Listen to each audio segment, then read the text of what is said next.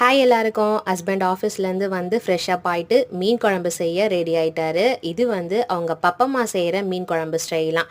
பப்பம்மான்றது கன்னியாகுமரியிலலாம் வந்து அப்பாவோடைய அம்மாவா தான் பப்பம்மான்னு சொல்லுவாங்களாம். அந்த காலத்தில் அவங்க எப்படி மீன் குழம்பு செஞ்சாங்களோ அதே மாதிரி செஞ்சு காட்டுறேன் அப்படின்னு சொல்லியிருந்தாரு. ஃபஸ்ட்டு மசாலா ஐட்டம்லாம் நல்லா வறுத்துட்டு, அடுத்து வெங்காயம் தக்காளியும் நல்லா வறுத்துட்டு அதை வந்து பேஸ்ட் மாதிரி அரைச்சி வச்சுக்கிட்டாங்க.